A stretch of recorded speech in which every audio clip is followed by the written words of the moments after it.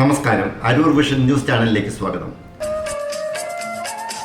NREG workers union Aroor area കമ്മിറ്റിയുടെ നേതൃത്വത്തിൽ പുതിയതോട് post ഓഫീസിലേക്ക് മാർച്ചും ധർണയും സംഘടിപ്പിച്ചു.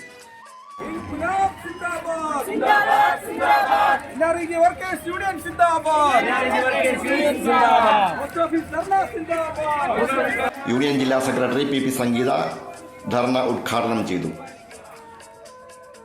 ഇത്തരത്തിലൊരു പ്രതിഷേധം സംഘടിപ്പിക്കുവാനുണ്ടായിട്ടുള്ള സാഹചര്യത്തെക്കുറിച്ച് ഇവിടെ സൂചിപ്പിച്ചു. ഓരോ തൊഴിലാളിക്കും കുറഞ്ഞത് 100 ദിവസം ജോലി നൽകാൻ വേണ്ടിയിട്ട് കഴിയണം എന്നുള്ളതാണ്. അപ്പൊ ഇങ്ങനെ വളരെ പ്രധാനപ്പെട്ട കാര്യങ്ങളാണ് നമ്മുടെ ഈ നിയമത്തിൽ അനുശാസിക്കുന്നത്. പക്ഷേ കേന്ദ്ര ഗവൺമെന്റിനെ സംബന്ധിച്ചിടത്തോളം നമ്മുടെ ഈ നിയമത്തിൽ പറയുന്ന കാര്യങ്ങളൊന്നും അവർ അംഗീകരിക്കുവാൻ തയ്യാറാവുന്നില്ല. അവരതെല്ലാം ഭാഗികമായിട്ട് മാത്രമേ അംഗീകരിക്കുന്നുള്ളൂ. അതുകൊണ്ട് തന്നെ അതിന്റെ വിഷമം അനുഭവിക്കുന്നത്, അതിന്റെ എല്ലാ വശത്തിലുള്ള ബുദ്ധിമുട്ടുകളും അനുഭവിക്കുന്നത് നമ്മുടെ തൊഴിലാളികളാണ്.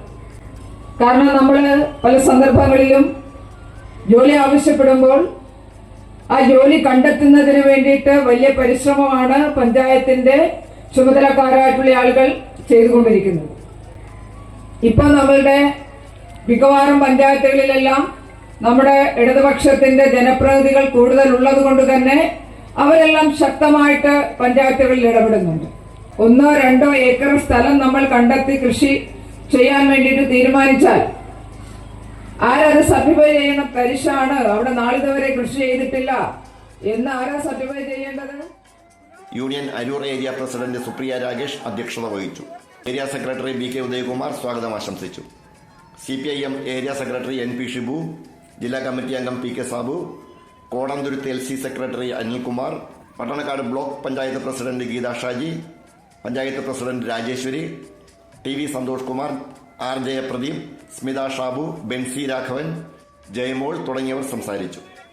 അശാസ്ത്രീയമായ NMMS സംവിധാനം അവസാനിപ്പിക്കുക, ദിവസക്കൂലി 600 രൂപയാക്കുക, തൊഴിൽ ദിനങ്ങൾ 200 എണ്ണമാക്കുക, തൊഴിലുറപ്പിനാവശ്യമായ തുക വിലയിരുത്തുക തുടങ്ങിയ ആവശ്യങ്ങൾ ഉന്നയിച്ചുകൊണ്ടായിരുന്നു മാർച്ചും ധർണയും.